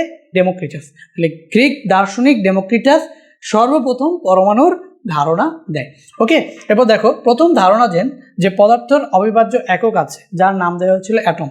এখন আমরা এই যে পরমাণুর নাম কি? অ্যাটম পাই না? তো এই অ্যাটম নামটারও উদ্ভাবক কে বলতো? ডেমোক্রিটাসই কিন্তু উদ্ভাবক, যার নাম দেন অ্যাটম। এই নামটি আধুনিক পদার্থবিজ্ঞান ব্যবহার করে থাকে। এখন আমরা কিন্তু অ্যাটম ব্যবহার করে থাকি। অ্যাটম মানে কি বলতো? অ্যাটম, অ্যাটম মানে কি? কোন একটা পরমাণু না? পরমাণুটাকে আমরা কি বলি? অ্যাটম বলি। সো এই যে দেখো, তবে বৈজ্ঞানিক প্রক্রিয়ায় তার ধারণাটি প্রমাণের কোনো সুযোগ ছিল না বলে সেটি সবার কাছে কোনো গ্রহণযোগ্যতা পায়নি। তারপর এই যে পরমাণুর যে আবিষ্কার হয়েছে, পরমাণুর যে প্রাথমিক ধারণাটা, এটা কে দিছে বলো? এটাও কিন্তু আমাদের ডেমোক্রিটাস দিছে। বুঝতে পারছো? এই যে পরমাণু, আমরা যখন পরমাণু পড়ি, সেই পরমাণুর প্রাথমিক ধারণাটা আসছে কার থেকে? ডেমোক্রিটাসের থেকে, ঠিক আছে? এরপর আমরা দেখি আর্কিমিডিস। তো আর্কিমিডিসের কথা কে না জানো বলো তো? আর্কিমিডিস, আমরা কিন্তু আর্কিমিডিস একটা ল আছে, প্রবলতার সূত্র, সেটা আমরা পড়বো। এই যে তরল, যে আমরা তরলের উপর যদি কোনো একটা বস্তুকে নিমজ্জিত করতে চাই, ঊর্ধ্বমুখী যে একটা বল পাই, একটা বালতি, যদি একটা মগ বালতিতে চুবাইতে দেখো, খালি মগ, ভরা মগ না, খালি মগ, দেখো উপরের দিকে একটা কি পাবা? বল পাবা না? এটাকে বলা হচ্ছে প্রবলতা। তো এই সম্পর্কিত যে সূত্রগুলা বা এই যে ধারণাটা, সেটা কে দিছে বলো? এটাই দিছে আর্কিমিডিস। তাহলে দেখো গ্রিক বিজ্ঞান এবং গণিতে তার সর্বোচ্চ শিখরে উঠেছিল সর্বকালের একজন শ্রেষ্ঠ বিজ্ঞানী আর্কিমিডিস। তরল পদার্থের ঊর্ধ্বমুখী বলের বিষয়টি এখনো বিজ্ঞান বইয়ের পাঠ্যসূচিতে থাকে, আমাদের কিন্তু আছে। হ্যাঁ, এই যে তরল পদার্থের ঊর্ধ্বমুখী বল, এই যে তাহলে আমাদের এই যে ডেমোক্রিটাস আছে বা আর্কিমিডিস আছে, সরি, আর্কিমিডিস কি করছিল আমাদের? এই যে তরল পদার্থের ঊর্ধ্বমুখী বলের বিষয়টি ব্যাখ্যা করেছিল, ঠিক আছে? আমরা যদি কোনো একটা তরলে বল দিই, উপরের দিকে ঊর্ধ্বমুখী আরেকটা বল পাই না, এটার ব্যাখ্যা কে দিছিল বলো? এই যে আর্কিমিডিস দিয়েছিল। ওকে, তো এবারে আরো একটা কাজ করছে। সে কি করছে দেখো, গলীয় আয়নায় সূর্যরশ্মিকে কেন্দ্রভুক্ত করে দূর থেকে, শুধু আমরা জানি হচ্ছে গলীয় দর্পণ কি হয়? অভিসারী হয়। দ্যাট মিনস কোনো একটা বিন্দুতে গিয়ে মিলিত হয়। তো সে কি করছে, সূর্যের আলোটাকে এই গলীয় দর্পণে নিয়ে, এই গলীয় দর্পণটা সবগুলো আলোকে একটা পয়েন্টে মিলিত করছে। তো জাহাজে কি করছে, দূর থেকেই আগুন লাগিয়ে দিছে। তো এই যুদ্ধক্ষেত্রে তার এই অবদানটা অনেক বেশি সহায়তা করছিল আমাদের যুদ্ধগুলোতে। তো এখানে কি বলছে দেখো, গলীয় আয়নায় সূর্যরশ্মিকে কেন্দ্রীভূত করে দূর থেকে শত্রুর যুদ্ধ জাহাজে আগুন ধরিয়ে তিনি যুদ্ধে সহায়তা করেছিলেন, ঠিক আছে? এটা পড়বা, আর্কিমিডিস। এটা হচ্ছে আমাদের খ্রিস্টপূর্ব 287 থেকে 212। সালগুলা এত বেশি একটা ইম্পর্টেন্ট না, কাজটা ইম্পর্টেন্ট, অবদানটা ইম্পর্টেন্ট, কারণ অবদান থেকেই প্রশ্ন আসে। নাম এবং হচ্ছে অবদান, এটা বেশি পড়বা, সালগুলা বেশি একটা ইম্পর্টেন্ট না। আচ্ছা দেখো, এরপর হচ্ছে আমাদের আরিস্তারাক্স। সো আরিস্তারাক্স কি বলছে? প্রথমে সূর্যকেন্দ্রিক সৌরজগতের ধারণা দেয়। এখানে একটা জিনিস মনে রাখো, সূর্যকেন্দ্রিক সৌরজগতের সবার আগে ধারণা দেয় সেটা হচ্ছে আরিস্তারাক্স। বুঝতে পারছো? আরিস্তারাক্স সূর্যকেন্দ্রিক, আমাদের যে সূর্যকেন্দ্রিক যে সৌরজগৎ, আমাদের যে সৌরজগৎ আছে না, এই সৌরজগৎটা যে একটা সূর্য, এবং এই সূর্যকেন্দ্রিক যে একটা সৌরজগৎ বা হচ্ছে গ্রহ উপগ্রহ, এই সূর্যকেন্দ্রিক সৌরজগতের প্রথম ধারণা কে দেয়? আমাদের এই যে আরিস্তারাক্স। এর নামটা দেখছো, কাদ্দেঙ্গাজে, আরিস্তারাক্স। তো এই আরিস্তারাক্স প্রথম সূর্যকেন্দ্রিক সৌরজগতের ধারণা দিয়েছিল। এটা ব্যাখ্যা করেছিল কে? দেখো, এই ধারণা দিয়েছিল তো আরিস্তারাক্স, আর ব্যাখ্যা করেছিল হচ্ছে কোপার্নিকাস। এই যে দেখো, সূর্যকেন্দ্রিক সৌরজগতের ব্যাখ্যা দেন হচ্ছে গিয়ে কোপার্নিকাস। আর গ্যালিলিও কি করেন দেখো, গ্যালিলিও হচ্ছে প্রবর্তন করে এই ধারণাটাকে, বাস্তবায়ন প্রবর্তন করে। তো এখানে আছে না, কোথায় গেল গ্যালিলিও, কোথায় গেল? এই যে হ্যাঁ, এখানেই আছে। কোপার্নিকাস সূর্যকেন্দ্রিক একটি সৌরজগতের ব্যাখ্যা দেন এবং গ্যালিলিও সেটা সবার সামনে নিয়ে আসে। তাহলে এটা এই যে সবার সামনে নিয়ে আসে না, সবার সামনে নিয়ে আসে না, তার মানে সে কি করছে? এটাকে বাস্তবায়ন করছে। দ্যাট মিনস তাকে বলা হচ্ছে আমাদের প্রবক্তা, ঠিক আছে? প্রবক্তা। এই যে সূর্যকেন্দ্রিক সৌরজগতের প্রবক্তা। তাহলে সূর্যকেন্দ্রিক সৌরজগৎ প্রবক্তা মানে বাস্তবায়ন করছে এই যে এই তত্ত্বটা, এটাকে উপস্থাপন করছে মানুষের সামনে। সেটার জন্য তাকে কি করতে হয়েছে দেখো তো, তাকে হচ্ছে গৃহবন্দী হয়ে কাটাতে হয়েছিল। কেন? ওই যে তখন যে ধর্মযাজকরা ছিল তাদের কথার সাথে তারা যেভাবে হচ্ছে ধর্ম অনুসারে মানে কিছু একটা গল্প কাহিনী ছিল, সেই গল্প কাহিনীটা বিপরীতে কথা বলছে যে সূর্য একটা সৌরজগৎ আছে এই টাইপের কথা বলছে। তো তাকে কিন্তু কারাবন্দী করছিল। যাই হোক, সেই মানে কারাবন্দী বলতে গৃহবন্দী, তাকে গৃহবন্দী অবস্থায় থাকতে হয়েছিল এই সূর্যকেন্দ্রিক সৌরজগতের প্রবক্তা মানে ব্যাখ্যা করার কারণে বা বাস্তবে উপস্থাপন করার কারণে মানুষের সামনে। তো দেখো আমরা দেখলাম তাহলে ধারণা প্রদান করে হচ্ছে আরিস্তারাক্স। সে কি করছিল? আমাদের এই যে ধারণা দিয়েছিল সূর্যকেন্দ্রিক সৌরজগতের ধারণা দিয়েছিল কে? আরিস্তারাক্স। এটা ধারণা দিয়েছে। তারপরে কোপার্নিকাস করছে কি, এটাকে সৌরজগতের ব্যাখ্যা দিছে। ঠিক আছে, তার একটা বই, তাহলে বইয়ে প্রকাশ ধর্মযাজকের ভয়ে লিখেছিলেন যে এটি সত্যিকারের ব্যাখ্যা নয়, শুধু একটি গাণিতিক সমাধান মাত্র, এটা বলছে। বাট তার একটা বইয়ে কোপার্নিকাস তার একটি বইয়ে সূর্যকেন্দ্রিক একটি সৌরজগতের ব্যাখ্যা দেন। তার মানে সূর্যকেন্দ্রিক সৌরজগতের ব্যাখ্যা দেন কে? কোপার্নিকাস। আর এটাকে প্রবর্তন করে কে? এটা এই যে সেটিকে সবার সামনে নিয়ে আসেন কে? গ্যালিলিও। তাহলে সে হচ্ছে কি প্রবক্তা। ঠিক আছে। আর আমরা যদি বলি যে এটা ধারণা দিয়েছিল কে? আরিস্তারাক্স। কেন বলতেছি এটা খুবই ইম্পর্টেন্ট। তাহলে সূর্যকেন্দ্রিক সৌরজগতের ধারণা দেয় কোপার্নিকাস, আরিস্তারাক্স, ব্যাখ্যা করে কোপার্নিকাস এবং প্রবর্তন করে গ্যালিলিও। মনে থাকবে ধারণা দেয় আরিস্তারাক্স। ঠিক আছে, ধারণা দেয় কে? আরিস্তারাক্স, বুঝতো? আর ব্যাখ্যা করেন কে? ব্যাখ্যা করেন হচ্ছে কোপার্নিকাস। আর সেটিকে সবার সামনে প্রবর্তন করেন কে বা নিয়ে আসেন কে? গ্যালিলিও। এই তিনটা ইনফরমেশন মনে রাখবা। বুঝতে পারছো? আমি এতবার বলছি যাতে তোমাদের এটা মনে থাকে, আশা করি মনে আছে। ঠিক আছে না? আবারও বলি, দেখো সৌরজগতের ধারণা দিয়েছিল কে? আরিস্তারাক্স। ব্যাখ্যা করেছিল কে? কোপার্নিকাস। এবং প্রবর্তন করেছে কে? গ্যালিলিও। ওকে, আশা করি এখন তোমাদের মনে থাকবে। আরিস্তারাক্স প্রথমে সূর্যকেন্দ্রিক সৌরজগতের ধারণা দিয়েছিল এবং তার অনুসারী তোমার হচ্ছে সেলেউকাস যুক্তিতর্ক দিয়ে সেটি প্রমাণ করেছিল। যে তার যে সহকারী আছে সেলেউকাস, সে আবার যুক্তিতর্ক দিয়ে সেটা প্রমাণও করেছিল, যদিও সেই যুক্তিগুলো এখন কালের গর্ভে হারিয়ে, এখন সেই যুক্তিগুলো আর কেউ নেয় না। বুঝতে পারছো? যাই হোক, এখন আমরা দেখি যদি ইরাটোস্থিনিস, এটা হচ্ছে গ্রিক আমলের আরেকজন বিজ্ঞানী ছিল ইরাটোস্থিনিস, যিনি সেই সময়ে সঠিকভাবে পৃথিবীর ব্যাসার্ধ বের করেছিল। তো দেখো পৃথিবীর ব্যাসার্ধ বের করেছিলেন কে? প্রশ্ন যদি আসে তাহলে তুমি কি বলবা? ইরাটোস্থিনিস। তাহলে সর্বপ্রথম পৃথিবীর ব্যাসার্ধ পরিমাপ করছে কে? ইরাটোস্থিনিস। যারা মনে রাখবে, ইরাটোস্থিনিস সর্বপ্রথম পৃথিবীর ব্যাসার্ধ বের করেছিল। এর প্রায় 1500 বছর পর জ্ঞান বিজ্ঞানের চর্চা প্রায় বন্ধ হয়ে যায়। তুমি কোন সময় বলো? 276 খ্রিস্টাব্দ থেকে আমাদের এই যে এরপর থেকে 1500 বছর কোনো জ্ঞান বিজ্ঞানের চর্চা ছিল না, প্রায় বন্ধ হয়ে গিয়েছিল। যাই হোক, ওটা আমাদের এত ইম্পর্টেন্ট না, কিন্তু এই যে ইরাটোস্থিনিস পৃথিবীর ব্যাসার্ধ যে বের করে, এটা কিন্তু খুবই ইম্পর্টেন্ট। ওকে, এবার আমাদের আর্যভট্টর নাম কে না জানে, তাই না? ভারতের আর্যভট্ট কি করছে? এই যে শূন্য ব্যবহার করি, এই শূন্যকে আবিষ্কার করছে কে? ভারতের আর্যভট্ট, তাই না? এই যে দেখো, শূন্যকে সত্যিকার অর্থে ব্যবহার করার কাজটি ভারতের আর্যভট্ট করেছিল, শূন্য আবিষ্কার করছে। সহজ কথা আমরা বলতে পারি যে আমাদের আর্যভট্ট শূন্য আবিষ্কার করছে। ঠিক আছে, এবার দেখো ইবনে আল হাইয়াম বা হাইথাম যেটাই বলি, এখানে আমরা ইবনে আল হাইয়ামকে আলোক বিজ্ঞানের স্থপতি হিসেবে বিবেচনা করা হয়। তাহলে আলোক বিজ্ঞানের স্থপতি, আমরা যে এখন আলোক বিজ্ঞান পড়ি না, অপটিক্স, অবশ্যই অপটিক্স কিন্তু অনেক ইম্পর্টেন্ট। এই যে ক্যামেরার জন্য, এই এখন ক্যামেরা দিয়ে আমি ক্লাস নিতেছি, এই অপটিক্স যদি না জানতো বা এই অপটিক্স সম্পর্কে যদি বিস্তারিত আলোচনা না হইতো, তাহলে কিন্তু এই ক্যামেরা আবিষ্কৃত হইতো না। ঠিক আছে, এই যে ধরো এই যে আমরা এখানে যে অপটিক এই লাইটগুলা, টিভি থেকে যে লাইটগুলো বেরোচ্ছে বা আমরা উপর থেকে যে লাইটটা পাচ্ছি, নিচ থেকে যে লাইটটা পাচ্ছি, সবগুলো এগুলো কি অপটিক্সের আলোচনার বিষয় না? তো এই অপটিক্সের যে অবদান, তো স্থপতি, আলোক বিজ্ঞানের যে স্থপতি, সেই হচ্ছে আমাদের ইবনে আল হাইথাম। তাহলে আমরা যদি বলি যে আলোক বিজ্ঞানের স্থপতি কে? ইবনে আল হাইথাম, মনে থাকবে? ওকে, এবার দেখো আল মাসুদি কি করছিল? প্রকৃতির ইতিহাস নিয়ে 30 খণ্ডে একটি এনসাইক্লোপিডিয়া রচনা করেছিল। ঠিক আছে, এবং তার এই গ্রন্থ থেকে আমরা উইন্ডমিলের উল্লেখ পেয়েছিলাম। ঠিক আছে, উইন্ডমিল, তাই না? উইন্ডমিলের উল্লেখ পেয়েছিলাম তার এই গ্রন্থগুলো থেকে। এবার দেখো আল খোয়ারিজমি। তো আল খোয়ারিজমি কি করছিল, মুসলিম গণিতবিদ এবং বিজ্ঞানীদের ভেতর আল খোয়ারিজমির নাম আলাদাভাবে উল্লেখ করতে হয়। তার লেখা আল জাবির বই থেকে বর্তমানে অ্যালজেব্রা নামটি এসেছে।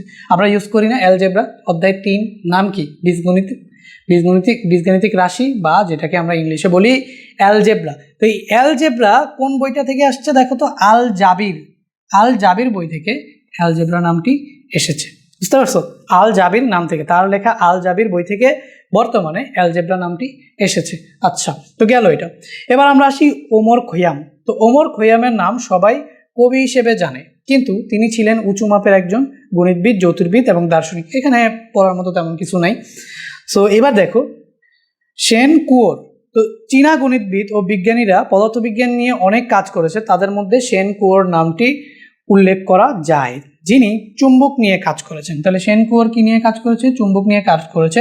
এবং ভ্রমণের সময় যে কম্পাস ব্যবহার করে যে দিক নির্ধারণ করার বিষয়টা উল্লেখ করা আছে, এবং যে কম্পাসটা আমরা ব্যবহার করি সেটা ধারণা সবার প্রথমে কে দিয়েছিল বলতো? শেন কুয়োর। তো শেন কুয়োর আমাদের কম্পাস ব্যবহার করার ধারণাটা দিয়েছিল। এরপর আমরা আসি হচ্ছে কোপারনিকাস সম্পর্কে আমরা আগেই বললাম যে 1543 সালে কোপারনিকাস তার একটি বইয়ে সূর্যকেন্দ্রিক একটি সৌরজগতের কি দিয়েছিল? ব্যাখ্যা দিয়েছিল। সূর্যকেন্দ্রিক সৌরজগতের ব্যাখ্যা দিয়েছিল কে? কোপারনিকাস, তাই তো? এবার দেখো গ্যালিলিও কি করেছিল? এই সূর্যকেন্দ্রিক সৌরজগৎকে বাস্তবায়ন করেছে, বুঝতে পারছো? মানে গ্যালিলিও সেটিকে সবার সামনে উপস্থাপন করেছে বা প্রবর্তন করেছে, তাই এই জন্য এদেরকে বলা হয় হচ্ছে প্রবক্তা। এই জন্য আমাদের গ্যালিলিওকে বলা হয় সূর্যকেন্দ্রিক সৌরজগতের প্রবক্তা। তো দেখো কোপারনিকাস তত্ত্বটি দীর্ঘদিন লোকচক্ষুর আড়ালে পড়েছিল। গ্যালিলিও এই যে কোপারনিকাস যে তত্ত্বটা দিছে এটা লোকচক্ষুর আড়ালে পড়েছিল, আর ধারণা দিয়েছিল কে বলতো? এই যে আরিস্তারাক্স, ঠিক আছে? ধারণা দিয়েছিল কে? আরিস্তারাক্স। এরপরে দেখো এই যে আমরা দেখলাম গ্যালিলিও সেটিকে কি করলো? সবার সামনে নিয়ে আসে। তিনি গণিতের সূত্র দেওয়ার পর পরীক্ষা করে সেই সূত্রটি প্রমাণ করার বৈজ্ঞানিক ধারণার সূচনা করে। আবার এই যে আমরা দেখো গাণিতিক সূত্র দেওয়ার পর পরীক্ষা করে সেই সূত্রটি যে প্রমাণ করা যায়, তাই না? আমরা অনেক সূত্র প্রমাণ শিখি না, এটা ধারণাও কে দেয়? গ্যালিলিও দেয়। তো গ্যালিলিওকে অনেক সময় আধুনিক পদার্থবিজ্ঞানের জনক বলা হয়। খুবই ইম্পর্টেন্ট, আধুনিক পদার্থবিজ্ঞানের জনক কে? গ্যালিলিও। আধুনিক পদার্থবিজ্ঞানের জনক কে বলো? গ্যালিলিও হচ্ছে আমাদের আধুনিক পদার্থবিজ্ঞানের জনক। তবে সূর্যকেন্দ্রিক সৌরজগতের প্রবক্তা হওয়ার কারণে তিনি চার্চের কোপানলে পড়েছিল, যে খ্রিস্টানদের চার্চের কোপানলে পড়েছে, এবং শেষ জীবনে তাকে গৃহবন্দী হয়ে কাটাতে হয়। এটা নিয়ে আলোচনা করছি আগে। এবার দেখো স্যার আইজাক নিউটন। তো নিউটনের গতিসূত্র সম্পর্কে কে না জানে? নিউটন 3টা গতিসূত্র দিয়েছিল, এবং মহাকর্ষ সূত্র নিয়েও নিউটনের কি ছিল? কাজ ছিল। তো দেখো 1687 খ্রিস্টাব্দে বিজ্ঞানী নিউটন বলবিদ্যার 3টি এবং মহাকর্ষ বলের সূত্র প্রকাশ করে। তাহলে 3টি বলবিদ্যার সূত্র, নিউটনের প্রথম, দ্বিতীয়, তৃতীয় সূত্র, সেটা আমরা সবাই জানি। এবং কি বলে, এবং হচ্ছে কি আমাদের এই যে মহাকর্ষ বলের সেই সূত্র দেয়। তার মানে হচ্ছে গতির আমাদের যে নিউটনের 3টি সূত্র প্রথমে পাইলাম, এবং মহাকর্ষ বল বিভাগের 3টি সূত্র ছিল, তাই না? বলবিদ্যার 3টি সূত্র ছিল, প্রথম, দ্বিতীয়, তৃতীয় সূত্র, এবং মহাকর্ষ বল নিয়েও নিউটন কিন্তু সূত্র দিয়েছিল, যেটি বলবিদ্যা, বল এবং গতিবিদ্যার ভিত্তি তৈরি করে দেয়। আলোকবিজ্ঞান ও অন্য আরও কাজের সাথে বিজ্ঞানী নিউটন লিবনিজের সাথে গণিতের নতুন একটি শাখা, এই যে ক্যালকুলাস, ইন্টারে গিয়ে দেখবা যে সবার আগে ক্যালকুলাস পড়তে হবে তোমাদের। ক্যালকুলাস পড়তে পড়তে জীবন বরবাদ হয়ে যাবে। এই ক্যালকুলাস কে আবিষ্কার করে? নিউটন। সাথে কে কাজ করে বলো? নিউটনের সাথে লিবনিজ। তাহলে এই যে নিউটন এবং হচ্ছে কি বিজ্ঞানী নিউটন ও হচ্ছে লিবনিজ যৌথভাবে কাজ করে আমাদের যে গণিতের খুবই গুরুত্বপূর্ণ একটা অংশ, সেটা হচ্ছে কি? ক্যালকুলাস। এই ক্যালকুলাস কীভাবে আবিষ্কৃত হয়েছে? দুজন বিজ্ঞানী। কে? একটা হচ্ছে আমাদের নিউটন, আর একটা হচ্ছে কি? লিবনিজ। ওকে, সো এবার আমরা যদি দেখি হচ্ছে কাউন্ট রামফোর্ড। তো দেখো 18 শতাব্দী আগে তাপকে ভরহীন এক ধরনের তল হিসেবে বিবেচনা করা হতো। 1798 সালে কাউন্ট রামফোর্ড দেখান তাপ এক ধরনের শক্তি এবং যান্ত্রিক শক্তিকে তাপ শক্তিতে রূপান্তর করা যায়। তাহলে আমরা সবাই জানি তাপ কি। যদি আমি তোমাকে বলি তাপ কি, তাহলে তাপ এক ধরনের শক্তি, তাই না? তুমি বলবো যে ভাইয়া আমি যদি তোমাকে বলি তাপ কি, তুমি বলবো ভাইয়া তাপ এক ধরনের শক্তি। তা আমি যদি বলি যে আচ্ছা ঠিক আছে, যান্ত্রিক শক্তিকে কি কোন শক্তিতে রূপান্তর করা যায়? যান্ত্রিক শক্তির সবচেয়ে সাধারণ রূপ কি? তুমি বলতে পারো যে ভাইয়া যান্ত্রিক শক্তিকে তাপ শক্তিতে রূপান্তর করা যায়, তাই না? তো যান্ত্রিক শক্তির সাধারণ রূপ হচ্ছে আমাদের বিভব শক্তি এবং গতি শক্তি। তো যান্ত্রিক শক্তিকে তাপ শক্তিতে রূপান্তর করা যায়, তুমি এগুলো বলবা আমাকে, তাই না? সো এইগুলো তোমাদেরই আছে, অধ্যায় 4-এ তোমরা এগুলো পড়বা। সো এই যে দেখো, এই যে তাপ যে এক প্রকার শক্তি এবং যান্ত্রিক শক্তিকে যদি তাপ শক্তিতে রূপান্তর করা যায়, এই ইনফরমেশনগুলো কে দিছে বলতো? এই যে কাউন্ট রামফোর্ড দিছে। এই ইনফরমেশনগুলো কে দিছে? এই যে আমাদের কাউন্ট রামফোর্ড দিছে। এবার আসি আমরা রজার বেকন, পরীক্ষামূলক বৈজ্ঞানিক পদ্ধতির প্রবক্তা। এখন যে আমরা কোনো একটা আসলে পদ্ধতি মনে করো, কোনো একটা তথ্য বা কোনো একটা কেউ কোনো কিছু উপস্থাপন করলো, তো সাথে সাথে কি এটা মেনে নিবে না, কিন্তু এটা পরীক্ষা করবে, যাচাই বাছাই করবে, সকল ল খাটায় দেখবে।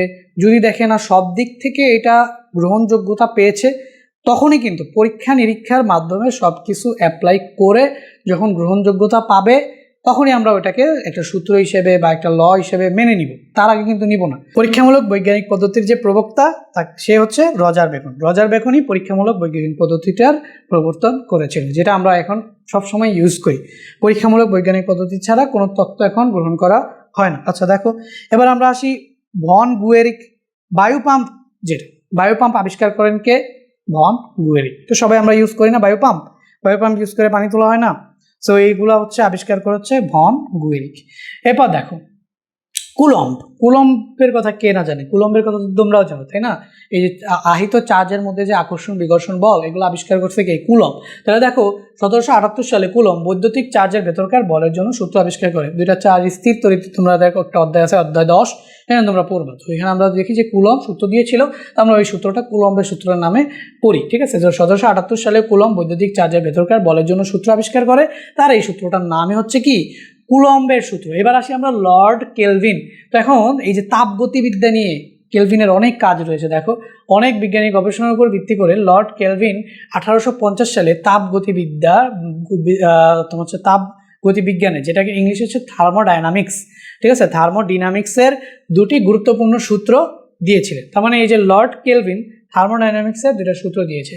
থার্মোডাইনামিক্স হচ্ছে তোমাদের ফিজিক্স ফার্স্ট পেপারের, মানে এইচএসসিতে আর কি, ফিজিক্স ফার্স্ট পেপারের সেকেন্ড পেপারে, এইচএসসিতে ফিজিক্স সেকেন্ড পেপারের প্রথম চ্যাপ্টারটাই হচ্ছে কি? থার্মোডাইনামিক্স। তো সেখানে আমাদের কিন্তু লর্ড কেলভিনের তাপগতিবিদ্যার দ্বিতীয় সূত্রটা সে কিন্তু দেয়। তো তাপগতিবিদ্যার যে সূত্র, সেগুলো হচ্ছে লর্ড কেলভিন কিন্তু আমাদের দেয়। এবার আমরা আসি হচ্ছে ভোল্টা।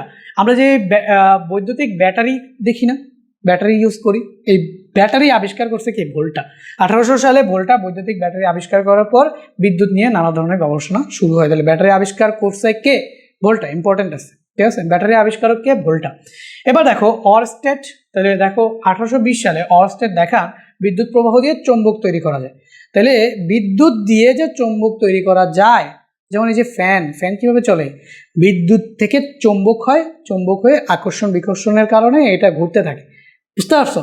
তো এই যে বিদ্যুৎ থেকে যে চৌম্বক বানানো যায়, এটাকে আবিষ্কার করছে কে বলো? অরস্টেড, ঠিক আছে? অরস্টেড 1820 সালে অরস্টেড দেখান বিদ্যুৎ প্রবাহ দিয়ে চৌম্বক তৈরি করা যায়, এটা আমাদের অরস্টেড দেখে। এরপরে দেখো ফ্যারাডে এবং হেনরি। তো দেখো ফ্যারাডে এবং হেনরি এই অরস্টেডের কাজের বিপরীত কাজটা করে। কি করে? এই যে 1831 সালে ফ্যারাডে এবং হেনরি ঠিক তার বিপরীত প্রক্রিয়াটি আবিষ্কার করে। তারা দেখান যে, দেখো আমাদের অরস্টেড কি বলছে? বিদ্যুৎকে চৌম্বক বানানো যায়। ফ্যারাডে আর হেনরি বলছে চৌম্বককেও কি বানানো যায়? বিদ্যুৎ বানানো যায়। জেনারেটর দেখছো না? জেনারেটর যেটা ওই যে তেল দিয়ে আমরা কারেন্ট পাই, এই জেনারেটরটা কোন মেকানিজমে কাজ করে বলো? ওই চৌম্বককে বিদ্যুতে রূপান্তর করে, জানো? জেনারেটর যেটা, সেটা কি করে ভাইয়া? চৌম্বক থেকে বিদ্যুৎ শক্তিতে রূপান্তর করে, তাই না? তার মানে দুইটা কাজই করা যায়, বিদ্যুৎকে চৌম্বক বানানো যায়, সেটা আবিষ্কার করছে কে? অরস্টেড।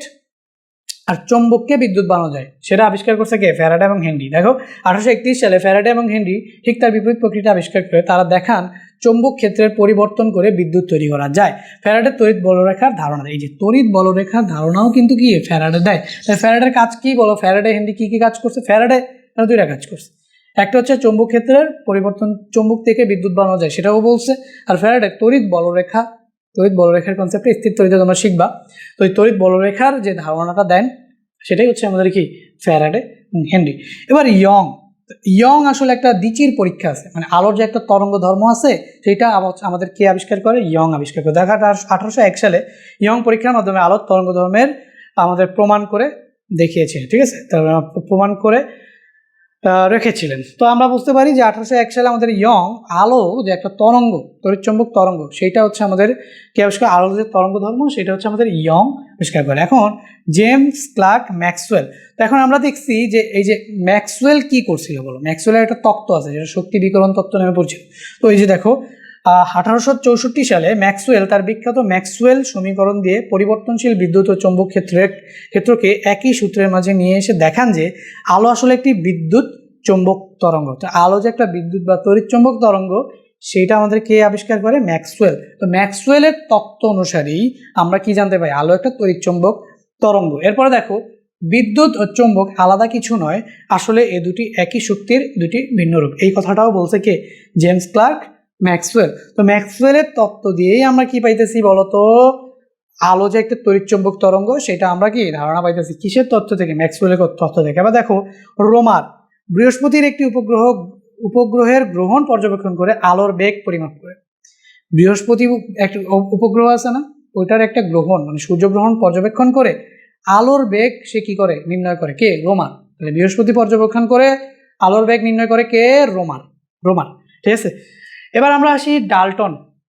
সো ডাল্টনের একটা পারমাণবিক তত্ত্ব আছে, তোমরা সবাই জানো তাই না। তো আমাদের এই যে ডাল্টনের 1803 সালে ডাল্টন একটা পারমাণবিক তত্ত্ব দিয়েছিল। এবার আসি আমরা থমসন।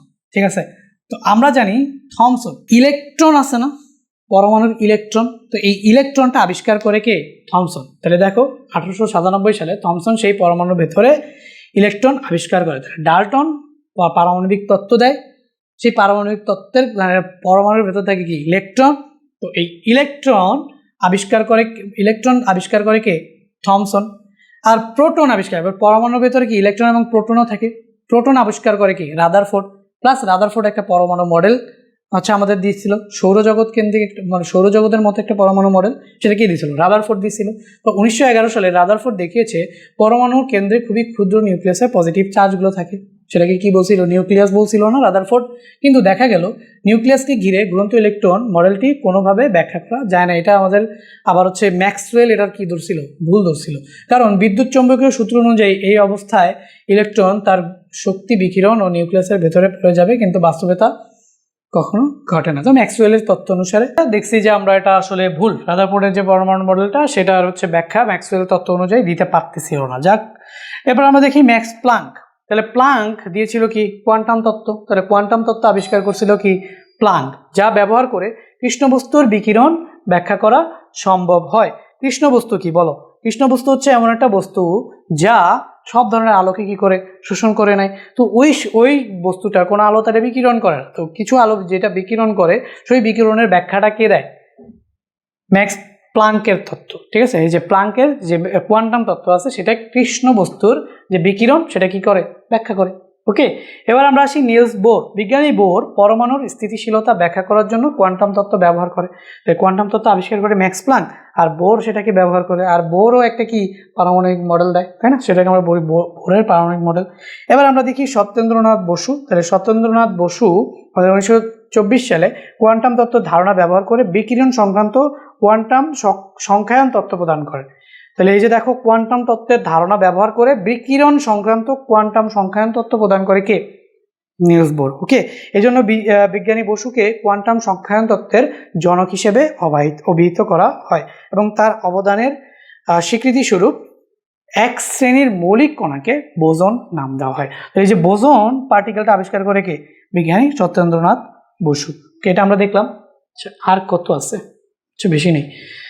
সো একটা পেজ চলে আসছে নাকি, হ্যাঁ। সো এটাকে ডিলিট করে দিই, এটা আমাদের কোনো কাজের না। কোথায় আমরা পড়ছিলাম, এখানে আমরা এই পর্যন্ত ছিলাম, তাই না। এখানে আমরা বিজ্ঞানী সত্যেন্দ্রনাথ বসুর পরে এরপর আমরা আসছি হচ্ছে হাইজেনবার্গ, শ্রোডিঞ্জার আর হচ্ছে ডিরাক। 1900 থেকে 1930 সাল পর্যন্ত এই সময়টিকে হাইজেনবার্গ, শ্রোডিঞ্জার এবং ডিরাক সহ অনেক বড় বড় বিজ্ঞানী মিলে পদার্থের কোয়ান্টাম তত্ত্ব প্রতিষ্ঠিত করেন। তাহলে কোয়ান্টাম তত্ত্ব প্রতিষ্ঠিত করে কারা, হাইজেনবার্গ, শ্রোডিঞ্জার এবং হচ্ছে কি, ডিরাক। এবার আসি আমরা মাইকেলসন ও মোরলি। তো এই যে বিদ্যুৎ চৌম্বকীয় তরঙ্গের বাহক হিসেবে ইথার নামে একটা বিষয় কল্পনা করে নেওয়া হয়েছিল। মানে আমাদের যে আলো তড়িৎচুম্বক তরঙ্গ, সেই আলোটা যে মাধ্যম দিয়ে যায় সেই মাধ্যমটা আর তারা ধারণা করছিল যে আলো একটা ইথার নামে একটা মাধ্যমের মধ্যে দিয়ে যায়। তো পরবর্তীতে দেখা গেল ইথার নামে কোনো মাধ্যমই আসলে এক্সিস্ট করে না, ঠিক আছে। তো মাইকেলসন ও মর্লি তার অস্তিত্ব আবিষ্কার করার চেষ্টা করে দেখান যে প্রকৃতপক্ষে ইথার বলে কিছুই নেই এবং আলোর বেগ স্থির কিংবা গতিশীল সব মাধ্যমেই কি থাকে, সমান থাকে। এই কথাটা মনে রেখো যে ইথার ওরা ধারণা করছিল বা ইথার বলতে কিছু নাই এবং সব মাধ্যমে আলোর বেগ সমান। এবার আমরা আসি আলবার্ট আইনস্টাইন। আইনস্টাইনের কথাটা কে না জানে বলো। আইনস্টাইন হচ্ছে আমাদের এই যে থিওরি অফ রিলেটিভিটি, আপেক্ষিকতার যে সূত্রটা সেটাকে দিয়েছিল আইনস্টাইন দিয়েছিল এবং তার এটার মাধ্যমে আমরা দেখছি ভরকে শক্তিতে রূপান্তর করা যায়, দ্যাট মিনস E=mc², এই সূত্রটা। তো এটা একটু পড়ে নিবা। আর দেখো ডিরাক কোয়ান্টাম তত্ত্বের সাথে থিওরি অফ রিলেটিভিটি ব্যবহার করে ডিরাক এই যে প্রতি পদার্থ বা প্রতি কণার অস্তিত্ব ঘোষণা করে, যেটি পরের বছরই কি হয়ে যায়, আবিষ্কৃত হয়ে যাবে। এখন প্রতি কণা বা প্রতি পদার্থ কি, প্রত্যেকটা পার্টিকেল, প্রত্যেকটা পরমাণুর প্রত্যেকটা পার্টিকেলের একটা অপোজিট মানে চার্জের একটা পার্টিকেল থাকে। যেমন ইলেকট্রন একটা পার্টিকেল, তো এই ইলেকট্রনের অপোজিট চার্জ হচ্ছে প্রোজিটন, ঠিক আছে। মানে একই ভর এবং একই ভর বিশিষ্ট অন্য একটা পরমাণু প্রত্যেক মানে একটা পার্টিকেল থাকে। যেমন ইলেকট্রনের একটা সমান ভর বিশিষ্ট পার্টিকেল কিন্তু বিপরীত চার্জের, সমান ভর বিশিষ্ট পার্টিকেল কিন্তু বিপরীত চার্জের, সেটাকেই আমরা বলি হচ্ছে প্রতিকণা, ঠিক আছে। তো এই যে প্রতিকণা বা অ্যান্টি পার্টিকেল, যেমন এই যে আমি যদি বলি এখানে এটা লেখা নাই, ইলেকট্রনের অ্যান্টি পার্টিকেল হচ্ছে গিয়ে পজিট্রন, তো একটু লিখে রাখো। তো এই যে ইলেকট্রন, আমাদের যে ইলেকট্রন আছে এটার অ্যান্টি পার্টিকেল হচ্ছে পজিট্রন, ঠিক আছে, প্রোজিটন। সো এই যে ইলেকট্রন হচ্ছে আমাদের পজিটিভ চার্জ আর ইলেকট্রন হচ্ছে আমাদের নেগেটিভ চার্জ, ইলেকট্রন হচ্ছে আমাদের নেগেটিভ চার্জ আর প্রোজিটন হচ্ছে আমাদের পজিটিভ চার্জ। তার মানে প্রত্যেকটা পার্টিকেলের একটা মানে প্রত্যেকটা চার্জের বা পার্টিকেলের একটা সমান ভরের বিপরীত ধর্মী বা বিপরীত চার্জের একটা পার্টিকেল থাকে, সেটাকে আমরা কি বলি, প্রতিকণা বা হচ্ছে অ্যান্টি পার্টিকেল। যেমন ইলেকট্রন একটা চার্জ, তার সমান ভর বিশিষ্ট বিপরীত আরেকটা চার্জ হচ্ছে কি, পজিট্রন, এটাকে আমরা বলবো হচ্ছে প্রতিকণা। তো এই প্রতিকণা বা অ্যান্টি পার্টিকেল এইটার যে সম্পর্কে যে থিওরিটা দেয়, ঠিক আছে, কোয়ান্টাম তত্ত্বের সাথে থিওরি অফ রিলেটিভিটি মিলায়, তো এটাকে যে প্রতিপদার্থের যে অস্তিত্ব আছে, প্রতিপদার্থের যে অস্তিত্ব সেটা আমাদের আবিষ্কার করে কে, ডিরাক। এবার আসি আমরা রনজেন। 1895 সালে রনজেন এক্স রে আবিষ্কার করে। তাহলে এক্স রে আবিষ্কার করে কে, রনজেন। এবার আসি বেকেরেল, তেজস্ক্রিয়তা আবিষ্কার করে। তেজস্ক্রিয় পদার্থ থেকে যে তেজস্ক্রিয় রশ্মি নির্গত হয় সেটা আবিষ্কার করে কে, বেকেরেল। এবং পিয়েরে ও মেরি কুরি, আমাদের যদি এটার কথা চিন্তা করি, তো 1899 সালে পিয়ারে ও মেরি কুরি রেডিয়াম আবিষ্কার করে এবং বিজ্ঞানীরা বুঝতে পারেন পরমাণুগুলো আসলে অবিনশ্বর নয়, সেগুলোকে ভেঙে তেজস্ক্রিয় বিকিরণ হতে পারে। তার মানে রেডিয়ন নামে যে একটা তেজস্ক্রিয় পদার্থ আছে যেখান থেকে তেজস্ক্রিয় রশ্মি বের হইতেছে, ওই রেডিয়ামকে আবিষ্কার করছে কে, পিয়ারে ও মেরি কুরি, দুইজন, ঠিক আছে, পিয়ারে ও মেরি কুরি, তারা হাজব্যান্ড ওয়াইফ ছিল।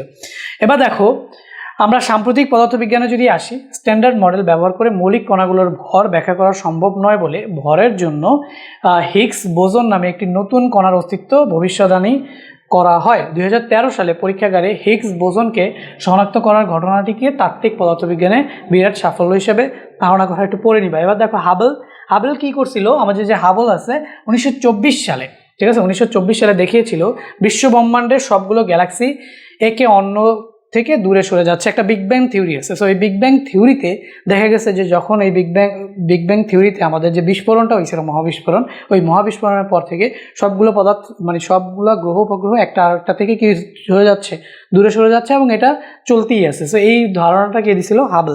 দেখো, যার অর্থ অতীতে একসময় পুরো বিশ্ব ব্রহ্মাণ্ড এক জায়গায় ছিল। বিজ্ঞানীরা দেখান প্রায় 14 বিলিয়ন বছর আগে বিগ ব্যাং নামে একটি প্রচণ্ড বিস্ফোরণ বিশ্বখাণ্ড তৈরি হওয়ার পর থেকে সেটি প্রসারিত হতে থাকে, মানে গ্রহ উপগ্রহগুলো দূরে সরে যেতে থেকে, এইগুলো লেখা আছে, এটা পড়ে নিবা।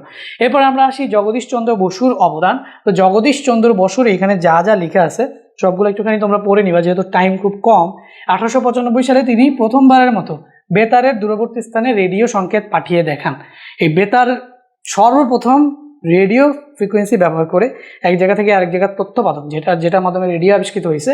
তো এই যে 1895 সালে তিনি সর্বপ্রথম বেতারের দূরবর্তী স্থানে রেডিও সংকেত পাঠিয়ে কে দেখান, এই যে কে দেখান বলো, এই যে আমাদের কে, জগদীশ চন্দ্র বসু।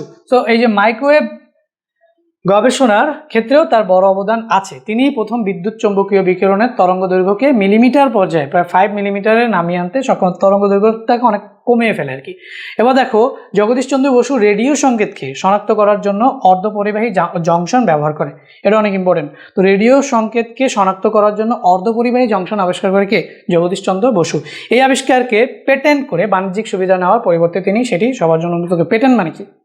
মানে কোনো একটা কিছু যদি তুমি নিজে আবিষ্কার করো সেটাকে নিজের নামে করে নিবা, অন্য কেউ এটার আবিষ্কার দাবিদার করতে পারবে না, তো ওইটা কেউ ব্যবহারও করতে পারবে না। তো যেহেতু উনি হচ্ছে কি করছে বলতো, এই যে আমাদের একটা জংশন আবিষ্কার করছে রেডিও ওয়েভ ফ্রিকোয়েন্সিকে শনাক্ত করার জন্য, তো চাইলে সেটা একটা যন্ত্র বানায় যে কেউ বিক্রি করতে পারবে না, কারণ তার নামে কি করছিল? পেটেন্ট। বাট পেটেন্ট করে ওইটাকে যন্ত্র বানিয়ে সে কিন্তু বাণিজ্যিকভাবে সেটাকে ব্যবহার করে নাই, না করে সেটা হচ্ছে কি পরবর্তীতে তিনি সেটি সবার জন্য কি করে দিছে? উন্মুক্ত, যে ঠিক আছে এই রেডিও ওয়েভটাকে যে কেউ ব্যবহার করতে পারবা। পেটেন্ট করলেও সেই পেটেন্টটা সে কাজে লাগায় নাই, সবার জন্য এটা কি করছে? উন্মুক্ত করে দিছে। এবার দেখো উদ্ভিদ বিজ্ঞানেও জগদীশচন্দ্রর কি অবদান আছে, এটা একটু নিজের দায়িত্বে পড়ে নিলেই হয়ে যাবে। এবার আসো আমরা সিরিয়াল কিছু এমসিকিউ সলভ করি। এমসিকিউটা দেখার সাথে সাথে তোমার কাজ হচ্ছে ভিডিওটা পজ, এমসিকিউ দেখছি ভিডিও পজ করে নিজে অ্যান্সার করবা, নিজে অ্যান্সার করে মানে ভিডিও পজ করে কমেন্টে আগে অ্যান্সারটা দিয়ে দিবা বা নিজে অ্যান্সার করবা, এরপর আমার সাথে মিলিয়ে নিবা। এবার দেখো কোয়ান্টাম তত্ত্বের সাথে থিওরি অফ রিলেটিভিটি ব্যবহার করে প্রতি পদার্থের অস্তিত্ব একটু আগে বুঝাইছি না? বলো কি বুঝাইছি? ইলেকট্রনের প্রতি পদার্থ কি? পজিটন। এটা কে করছিল বলো? এটা হচ্ছে আমাদের এই যে ডিরাক করছে। এরপরে দেখো কে তড়িৎ বলরেখার ধারণা প্রদান করে? Michael Faraday. ঠিক আছে, এরপরে হচ্ছে গিয়ে দেখো সূর্যগ্রহণের ভবিষ্যদ্বাণী করেছিলেন কে? ভবিষ্যদ্বাণী করেছিলেন, তাই না? সূর্যগ্রহণ যে আমাদের হয় সেই সূর্যগ্রহণের ভবিষ্যদ্বাণী কে করেছিল? মনে করে দেখো কে? থেলিস। এই যে থেলিস আমাদের সূর্যগ্রহণের ভবিষ্যদ্বাণী করেছিল। কোথায় ছিল বলো তো? এই যে আমরা যদি দেখি যে থেলিস কোথায়, এই যে থেলিস কোথায়? থেলিস এই যে থেলিস সূর্যগ্রহণ সম্পর্কিত ভবিষ্যদ্বাণীর জন্য সে বিখ্যাত ছিল। এই যে সূর্যগ্রহণ সম্পর্কিত ভবিষ্যদ্বাণীর জন্য সে বিখ্যাত ছিল কে? এই যে থেলিস। বুঝতে পারছো? এইভাবে জাস্ট পড়লেই হবে, তুমি জাস্ট এইগুলো একটু ভালো মতো পড়লেই হয়ে যাবে। তো এই যে আমরা এই 3 নম্বর প্রশ্নটা দেখলাম থেলিস। 4 নম্বরটা, কোন বিজ্ঞানী সূর্যকেন্দ্রিক সৌরজগতের ধারণা দিয়েছিল কে বলতো? কে? আরিস্তারাকাস, তাই না? আরিস্তারাক্স। ব্যাখ্যা করেছিল কে বলতো? মনে আছে? কে ব্যাখ্যা করেছিল? কোপার্নিকাস। প্রবর্তন করেছিল কে? গ্যালিলিও। যাই হোক, তো এখন আমরা আরিস্তারাক্স কি করেছিল? ধারণা দিয়েছিল। এরপর দেখো গণিতের নতুন একটি শাখা ক্যালকুলাস আবিষ্কার করেন কে? বিজ্ঞানী নিউটন ও হচ্ছে কি লিবনিজ, তাই তো? এবার দেখো পদার্থবিজ্ঞানীরা বিশ্ব ব্রহ্মাণ্ডের দৃশ্যমান গ্রহ, নক্ষত্র ও গ্যালাক্সির কত শতাংশ ব্যাখ্যা করতে পারে? ওইটা একদম লাস্টের দিকে ছিল ইনফরমেশনটা, আমি তোমাদের নিজেদের রিডিং করে পড়ে নিতে বলছিলাম, তো রিডিং পড়লে বুঝতে পারবে এটা 4% হবে। ঠিক আছে, এবার দেখো বিকিরণ সংক্রান্ত কোয়ান্টাম সংখ্যায়ন তত্ত্বের সঠিক গাণিতিক ব্যাখ্যা প্রদান করেন কে? কি বলছে? কোয়ান্টাম সংখ্যায়ন তত্ত্ব সত্যেন্দ্রনাথ বসু। কোয়ান্টাম সংখ্যায়ন তত্ত্বের সঠিক গাণিতিক ব্যাখ্যা আমরা যদি একটুখানি আবার দেখে আসি, দেখো সত্যেন্দ্রনাথ বসু, এই যে দেখো সত্যেন্দ্রনাথ বসু কোয়ান্টাম তত্ত্বের ধারণা ব্যবহার করে বিকিরণ সংক্রান্ত কোয়ান্টাম সংখ্যায়ন তত্ত্ব প্রদান করে। বিকিরণ সংক্রান্ত কোয়ান্টাম সংখ্যায়ন তত্ত্ব, তাই না? তো এটা হচ্ছে আমাদেরকে সত্যেন্দ্রনাথ বসু। হ্যাঁ ঠিক আছে, বুঝতে পারছি। এই যে বিকিরণ সংক্রান্ত কোয়ান্টাম সংখ্যায়ন তত্ত্বের সঠিক গাণিতিক ব্যাখ্যা কে দেয়? সত্যেন্দ্রনাথ বসু। ওকে, এরপর হচ্ছে আমরা দেখি কে কোয়ান্টাম তত্ত্ব প্রদান করে? কে বলো? Planck, max Planck. তোমরা যদি দেখে থাকো তাহলে প্লাঙ্ক হচ্ছে আমাদেরকে কোয়ান্টাম তত্ত্ব প্রদান করে, ম্যাক্স প্লাঙ্ক। রেডিয়ামের আবিষ্কারক কে? পিয়ারে ও হচ্ছে কি কুরি, দুইজন একসাথে এই রেডিয়ামকে আবিষ্কার করেছিল। এবার দেখি কে দেখিয়েছিলেন বিশ্বব্রহ্মাণ্ডের সবগুলো গ্যালাক্সি একে অন্য থেকে দূরে সরে যায়। আমরা দেখছি একদম লাস্টে দেখছিল কে? হাবল দেখাইছিল এটা, তাই না? এবার এখানে বলছে আলোক বিজ্ঞানের স্থপতি হিসেবে নিচের কোন নামটি বিবেচনা করা হয়? সো ইবনে আল হাইয়াম, তাই না? ইবনে আল হাইয়াম। সো আমরা দেখলাম আলোক বিজ্ঞানের স্থপতি হচ্ছে আমাদের ইবনে আল হাইয়াম। ঠিক আছে, এরপরে আমরা দেখি সূর্যকেন্দ্রিক সৌরজগতের প্রবর্তন কে করছে বলো? গ্যালিলিও। অনেকবার বলছে এটা। এবার দেখো পরীক্ষামূলক বৈজ্ঞানিক পদ্ধতির প্রবক্তা কে? রজার বেকন, তাই না? এটা আমরা দেখছি। এরপর আসি কে সূর্যকেন্দ্রিক সৌরজগতের ব্যাখ্যা প্রদান করে? ব্যাখ্যা কে? কোপার্নিকাস, তাই না? কোপার্নিকাস এটাকে কি করছিল? ব্যাখ্যা করেছিল। ওকে, এবার দেখি উইন্ড মিলের উল্লেখ পাওয়া যায় কোন মুসলিম বিজ্ঞানীর গ্রন্থে? এটা কোনটা বলো? আল মাসুদি। আল মাসুদির গ্রন্থে আমরা উইন্ড মিলের উল্লেখ পাওয়া যায় কোন মুসলিম বিজ্ঞানীর গ্রন্থে? আল মাসুদি। আল মাসুদির গ্রন্থে আমরা তোমার হচ্ছে কি পাই? উইন্ড মিলের উল্লেখ পাই। এরপরে আমরা আসি আধুনিক বৈজ্ঞানিক পদ্ধতির প্রথম সূচনা ঘটে কার অবদানের মাধ্যমে? আমরা দেখি আধুনিক বিজ্ঞানীর যে জনক তাকে কাকে বলা হয়? গ্যালিলিওকে। গ্যালিলিও হচ্ছে আমাদের আধুনিক বৈজ্ঞানিক পদ্ধতির জনক, বুঝাইছিলাম একটু আগে, দেখছো কিন্তু। সো এটাই ছিল আজকে আমাদের প্রথম ক্লাস। আমরা শুধুমাত্র থিওরি নিয়ে এখানে আলোচনা করছি। এর পরবর্তী একটা বা দুইটা ক্লাসও আমরা এইভাবে থিওরি প্লাস এমসিকিউ নিয়ে আলোচনা করব। এরপরে আমরা চলে যাব সৃজনশীল এবং হচ্ছে শর্ট কোয়েশ্চেনে। কেমন লাগলো ক্লাসটা জানাতে ভুলবা না। আমাদের জার্নিটা অনেক বড়, টেস্টের আগ পর্যন্ত এইভাবে ক্লাস চলবে। টেস্টের পরে কিন্তু তোমাদের টেস্ট পেপার সলভিং ক্লাসগুলোর জন্য লাইভ চলবে। তো এখন এই ক্লাসগুলো সবাইকে আমি ফ্রি দিচ্ছি, ইউটিউবে ক্লাসগুলো সবাই ফ্রি পাবা। কেউ যদি চাও যে ভাইয়া আপনার কাছে আমি প্রাইভেটলি পড়তে চাই, আপনার সান্নিধ্যে আপনার গাইডলাইন মেনে আমি এই 3টা সাবজেক্ট শেষ করতে চাই, আপনার কাছে আমি নিয়মিত পরীক্ষা দিতে চাই, পরীক্ষা দেওয়ার সবার পক্ষে আমার সবার খাতা দেখা, আসলে যে কজন পরীক্ষা দিবা সবার মার্কশিট বানানো, খাতা দেখা, এটা তো আসলে সময় সাপেক্ষ বিষয়। তো সবাইকে ক্লাস ফ্রি দিতে পারলেও এই ফ্যাসিলিটিসগুলো, personal guideline, personal problem solving, তারপর হচ্ছে পরীক্ষা, প্লাস হচ্ছে 20,000 টাকা প্রাইজ মানি যারা পরীক্ষা একদম সব ভালো করবে, ফাইনাল যে পরীক্ষা নিব সেটা যারা ভালো করবে 20,000 টাকা প্রাইজ মানি। তো এই সুযোগ সুবিধাটা শুধুমাত্র যারা 1,010 টাকা দিয়ে ভর্তি হবে তাদেরকেই আমি হচ্ছে প্রোভাইড করব। আর বাকিরা অনলি ক্লাস করে যেতে পারবা, ক্লাস নিয়ে কোনো সমস্যা নেই, ক্লাস করে যেতে পারবা। যদি বললাম পরীক্ষার ফ্যাসিলিটিস, ভাইয়ের সাথে পার্সোনাল গাইডলাইনের ফ্যাসিলিটিস অ্যান্ড হচ্ছে যে কোনো প্রবলেম সলভিং ফ্যাসিলিটিস, প্লাস তোমাদের private group, personal group and হচ্ছে ফাইনাল এক্সামের মাধ্যমে 20,000 টাকা জিতে নেওয়ার সুযোগ, এই সুযোগগুলো যদি কেউ মিস করতে না চাও তাহলে এই যে 01984768263 এই নাম্বারে যোগাযোগ করো। 1,010 টাকা পাঠাবা, 1,010 টাকা পাঠাইলেই তোমার একদম এসএসসি 26 ব্যাচ হও আর 27 ব্যাচ হও, এই 3টা সাবজেক্টে আমি তোমাকে প্রমিস করতেছি কোথাও আর 1 টাকা খরচ করতে হবে না। যা কিছু লাগবে 26 ব্যাচের হও অথবা 27 ব্যাচের হও, সাধারণ গণিত, পদার্থবিজ্ঞান এবং উচ্চতর গণিত, সাধারণ গণিত, পদার্থবিজ্ঞান এবং উচ্চতর গণিত 3টা সাবজেক্ট 1,010 টাকায় 01984768263 এই নাম্বারে পাঠাইলেই, ওয়েব অ্যাপ্লিকেশন আছে আমাদের, ওয়েব অ্যাপ্লিকেশনের ক্লাসগুলো খুব সুন্দর করে সাজানো থাকবে, পেয়ে যাবা। হোয়াটসঅ্যাপ গ্রুপ, ফেসবুক গ্রুপে জয়েন করানো হবে এবং তোমরা লাইভ ক্লাসগুলোতেও জয়েন করতে পারবা। একদম 26 ব্যাচের যদি কেউ হও তাহলে তোমাদের এসএসসি পর্যন্ত, 27 ব্যাচের যদি কেউ হও তাহলে তোমাদেরও এসএসসির পরীক্ষার আগ পর্যন্ত 3টা সাবজেক্ট মাত্র 1,010 টাকা। দ্যাট মিনস 27 ব্যাচের জন্য নতুন কোনো কোর্স আসতেছে না, এই কোর্সটাকেই মডিফাই করব। 26 ব্যাচের সিলেবাস টেস্টের আগে শেষ করব, এরপরে 27 ব্যাচ করবো। তো 26-27 সবাই এই ভিডিওগুলো দেখতে পারবা, এই ক্লাসগুলো কন্টিনিউ করতে পারবা। তো সবাই ফ্রেন্ডদের সাথে শেয়ার করে দাও, ফ্রি ক্লাস সবাই করো।